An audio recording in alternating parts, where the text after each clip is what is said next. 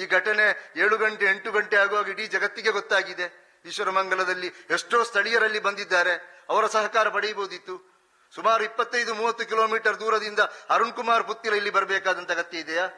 Communal ಗೂಂಡಾ ಅಂತ ಹೇಳಿ ಪೊಲೀಸರ ಲಿಸ್ಟ್ ಅಲ್ಲಿ ಹೆಸರಿರುವಂತ ವ್ಯಕ್ತಿ ಗಡೀಪಾರು ಮಾಡಲಿಕ್ಕೆ, ಆ ಗೂಂಡಾ ಕಾಯ್ದೆಯಡಿ ಸೇರಿಸಲಿಕ್ಕೆ ಪೊಲೀಸರು ಅದನ್ನು ಕೈಯಲ್ಲಿ ಹಿಡಿದುಕೊಂಡು ಇವರ ಮನೆಗೆ ಹೋಗಿದ್ದಾರೆ. ಇವತ್ತು AC ಕೋರ್ಟ್ ಅಲ್ಲಿ ಅದು ವಿಚಾರಣೆ ಹಂತದಲ್ಲಿದೆ. ಒಬ್ಬ ಕ್ರಿಮಿನಲ್ ಹಿನ್ನೆಲೆಯ ಗೂಂಡಾ ಬಂದು ಪೊಲೀಸರು ಕಾರ್ಯಾಚರಣೆ ಮಾಡಿ ಸೀಸ್ ಮಾಡಿದಂತ ಎತ್ತುಗಳನ್ನು ವಾಹನದಿಂದ ಇಳಿಸುವಂತ ಅಗತ್ಯತೆ ಏನಿತ್ತು?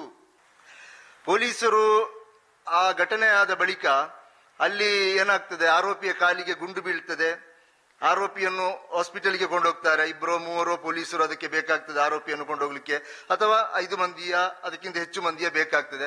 ಆದ್ರೆ ಇದು ಸುಮಾರು 8-9 ಗಂಟೆವರೆಗೂ ಕೂಡ ಈ ವಾಹನ ಅಲ್ಲೇ ಇರ್ತದೆ, ಸ್ಥಳೀಯರು ಹೇಳುವಂತ ಮಾಹಿತಿ ಪ್ರಕಾರ.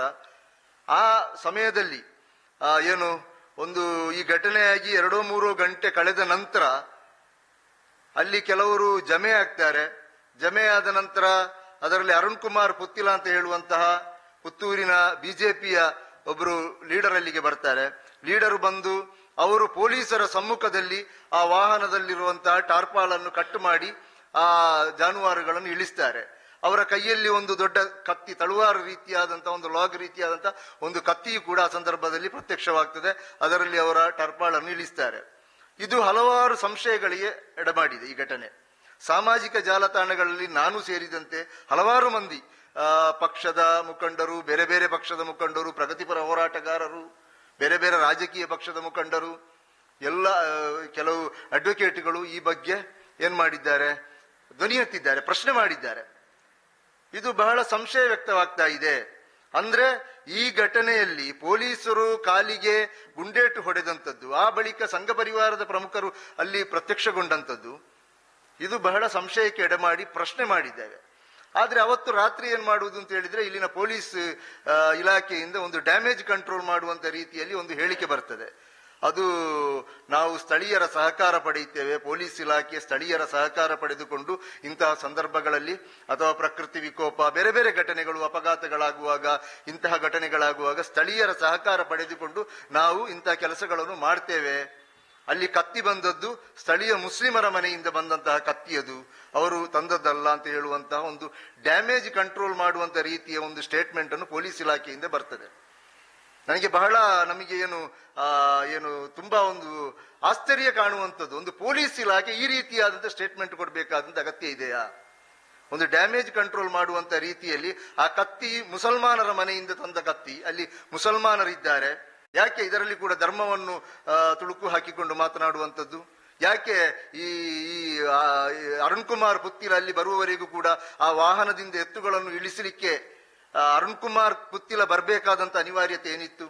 ಓಕೆ, ಪೊಲೀಸರು ಹೇಳುವ ಪ್ರಕಾರ ಸ್ಥಳೀಯ ಜನರ ಸಹಕಾರವನ್ನು ಪಡೆಯುವುದು ಅಂತ ಹೇಳ್ಕೊಳ್ಳುವ, ಅಲ್ಲಿ ಸ್ಥಳೀಯರು ಬೇಕಾದಷ್ಟು ಜನ ಇದ್ದಾರೆ. ಈ ಘಟನೆ 7 ಗಂಟೆ 8 ಗಂಟೆ ಆಗುವಾಗ ಇಡೀ ಜಗತ್ತಿಗೆ ಗೊತ್ತಾಗಿದೆ. ಈಶ್ವರಮಂಗಲದಲ್ಲಿ ಎಷ್ಟೋ ಸ್ಥಳೀಯರಲ್ಲಿ ಬಂದಿದ್ದಾರೆ, ಅವರ ಸಹಕಾರ ಪಡೆಯಬಹುದಿತ್ತು. ಸುಮಾರು 25-30 ಕಿಲೋಮೀಟರ್ ದೂರದಿಂದ ಅರುಣ್ ಕುಮಾರ್ ಪುತ್ತಿಲ ಇಲ್ಲಿ ಬರಬೇಕಾದಂತ ಅಗತ್ಯ ಇದೆಯಾ? ಅರುಣ್ ಕುಮಾರ್ ಪುತ್ತಿಲ ಬಂದು ಈ ಕೆಲಸ ಮಾಡಬೇಕಾದಂತ ಅಗತ್ಯ ಇದೆಯಾ? ಯಾರು ಅರುಣ್ ಕುಮಾರ್ ಪುತ್ತಿಲ? ಅರುಣ್ ಕುಮಾರ್ ಪುತ್ತಿಲ ಯಾರು? 20-25 ಪ್ರಕರಣಗಳಲ್ಲಿ ಆರೋಪಿಯಾಗಿರುವಂತಹ, ಕ್ರಿಮಿನಲ್ ಪ್ರಕರಣಗಳಲ್ಲಿ ಆರೋಪಿಯಾಗಿರುವಂತಹ ಒಬ್ಬ ಏನು ಕೋಮು ದ್ವೇಷ ಭಾಷಣಗಾರ, ದ್ವೇಷ ಭಾಷಣಗಾರ, ಕಮ್ಯುನಲ್ ಗೂಂಡಾ ಅಂತ ಹೇಳಿ ಪೊಲೀಸರ ಲಿಸ್ಟ್ ಅಲ್ಲಿ ಹೆಸರಿರುವಂತ ವ್ಯಕ್ತಿ. ಪೊಲೀಸರು ಈತನ ಗಡೀಪಾರಿಗೆ ಬೇಕಾಗಿ ಗಡೀಪಾರು ಆದೇಶವನ್ನು ಕೈಯಲ್ಲಿ ಹಿಡಿದುಕೊಂಡು ತಿರುಗ್ತಾ ಇದ್ದಾರೆ. ಗಡೀಪಾರು ಮಾಡಲಿಕ್ಕೆ, ಆ ಗೂಂಡಾ ಕಾಯ್ದೆಯಡಿ ಸೇರಿಸಲಿಕ್ಕೆ ಪೊಲೀಸರು ಅದನ್ನು ಕೈಯಲ್ಲಿ ಹಿಡಿದುಕೊಂಡು ಇವರ ಮನೆಗೆ ಹೋಗಿದ್ದಾರೆ. ಇವತ್ತು AC ಕೋರ್ಟ್ ಅಲ್ಲಿ ಅದು ವಿಚಾರಣೆ ಹಂತದಲ್ಲಿದೆ. ಇಂತಹ ಒಬ್ಬ ವ್ಯಕ್ತಿಯನ್ನು ಪೊಲೀಸರು ಅಲ್ಲಿ ಕರ್ಕೊಂಡು ಬಂದು ಪೊಲೀಸರು ಅವರ ಸಮಕ್ಷಮದಲ್ಲಿ ಆ ವಾಹನದಲ್ಲಿ ಎತ್ತುಗಳನ್ನು ಇಳಿಸಬೇಕಾಗಿತ್ತಾ? ಪೊಲೀಸರಿಗೆ ಅದನ್ನು ಇಳಿಸಲಿಕ್ಕೆ ಸಾಧ್ಯವಾಗುವುದಿಲ್ಲ. ಇಷ್ಟು ಕಾರ್ಯಾಚರಣೆ ಮಾಡಿದಂತ ಪೊಲೀಸರಿಗೆ ಆ ಎತ್ತುಗಳನ್ನು ಎಲ್ಲಿಗೆ ಕಳಿಸಬೇಕಾ ಅಲ್ಲಿಗೆ ಕಳಿಸಲಿಕ್ಕೆ ಪೊಲೀಸರಿಗೆ ಸಾಧ್ಯವಾಗುವುದಿಲ್ವಾ? ಅದಕ್ಕೆ ಇವರು ಬರಬೇಕಾ? ಇದು ನಮಗೆ ಸಂಶಯ ಮೂಡುವಂಥದ್ದು. ಯಾಕೆಂತ ಹೇಳಿದ್ರೆ ಇಲ್ಲಿನ ಇತಿಹಾಸ, ಅವಿಭಜಿತ ದಕ್ಷಿಣ ಕನ್ನಡ ಜಿಲ್ಲೆಯ ಹಲವಾರು ಇತಿಹಾಸಗಳನ್ನು ತೆಗೆದು ನೋಡಿದರೆ ಇಲ್ಲಿ ಶೂಟೌಟ್ಗಳು ನಡೆದಂತ ಸಂದರ್ಭಗಳಲ್ಲಿ, ಅದೇ ರೀತಿ ದನಗಳನ್ನು ಹಿಡಿದಂತ ಸಂದರ್ಭಗಳಲ್ಲಿ ಪೊಲೀಸರು ಮತ್ತು ಈ ಬಜರಂಗ ದಳದವರು ಶಾಮೀಲಾಗಿ ಕೆಲಸ ಮಾಡಿದಂತ ದಾಖಲೆಗಳು ನಮ್ಮಲ್ಲಿದೆ. ಉಡುಪಿಯಲ್ಲಿ ನಿಮಗೆ ಗೊತ್ತಿರಬಹುದು, ಉಡುಪಿಯಲ್ಲಿ ಆದಂತ ಒಂದು ಘಟನೆ 30/5/2018 ಜೋಕಟ್ಟೆಯ ಹುಸೇನಬ್ಬ ಅಂತ ಹೇಳುವಂತಹ 50 ವರ್ಷ ಪ್ರಾಯದ ಒಬ್ಬ ವ್ಯಕ್ತಿಯನ್ನು ಹಿರಿಯಡ್ಕ ಪೊಲೀಸ್ ಠಾಣಾ ವ್ಯಾಪ್ತಿಯಲ್ಲಿ ಪೆರ್ಡೂರು ಅಂತ ಹೇಳುವಂತ ಒಂದು ಪರಿಸರದಲ್ಲಿ ಅವರನ್ನು ಕೊಲ್ಲಲಾಗಿದೆ. ಅವತ್ತು ಬಜರಂಗ ದಳದವರು ದಾಳಿ ಮಾಡಿ ಕೊಂದಿದ್ದಾರೆ. ಆ ನಂತರ ಅದು ಏನಾಗಿದೆ, ಅವತ್ತು ಉಡುಪಿಯಲ್ಲಿದ್ದಂತ ದಕ್ಷ ಪೊಲೀಸ್ ಅಧಿಕಾರಿ ಲಕ್ಷ್ಮಣ್ ನಿಂಬರಗಿ ಅವರು ಬಹಳ ದಕ್ಷ ಪೊಲೀಸ್ ಅಧಿಕಾರಿ, ಅವರು ಅದನ್ನು ತನಿಖೆ ಮಾಡಿದಾಗ ಏನಾಗಿದೆ ಗೊತ್ತಾಗಿದೆ ಅಂತ ಹೇಳಿದ್ರೆ, ಅವತ್ತು ಹಿರಿಯಡ್ಕ ಪೊಲೀಸ್ ಠಾಣೆಯ PSI police sub inspector Lakshman Gopal Nayak ಅಂತ ಅವರ ಹೆಸರು, ಅವರು ಇದರಲ್ಲಿ ಆರೋಪಿ.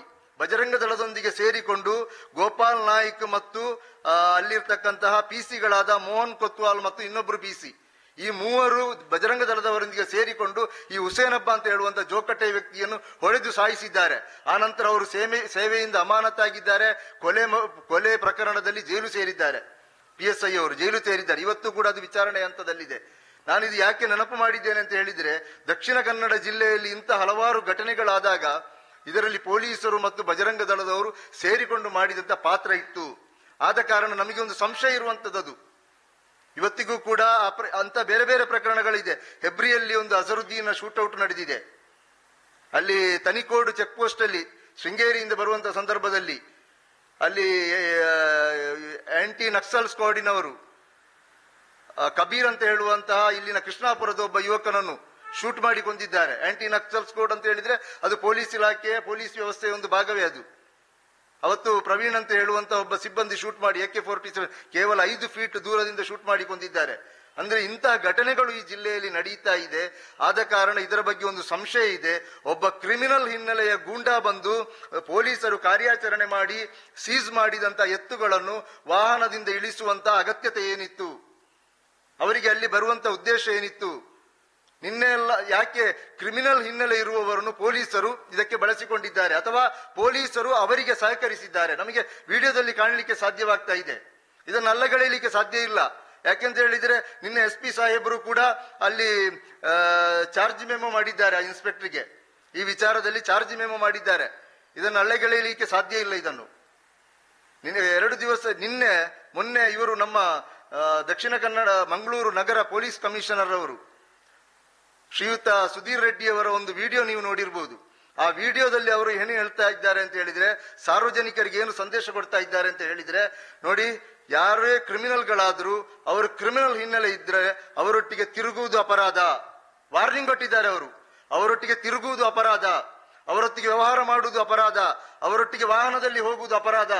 ಒಬ್ಬರು ಹಿರಿಯ IPS ಅಧಿಕಾರಿ ಸಾರ್ವಜನಿಕವಾಗಿ ಕೊಟ್ಟಂತ ವಾರ್ನಿಂಗ್, ಅಂತಹ ವಾರ್ನಿಂಗ್ ಕೊಟ್ಟಿರುವಾಗ ಈ ಒಂದು ಕ್ರಿಮಿನಲ್ಗಳೊಂದಿಗೆ ಈ ಪೊಲೀಸರು ನಿಂತುಕೊಂಡ ವಿಡಿಯೋ ಬರ್ತದೆ ಅಂತ ಹೇಳಿದ್ರೆ ಸಾರ್ವಜನಿಕರಿಗೆ ಸಂಶಯ ಬರ್ತದಾ ಇಲ್ವಾ?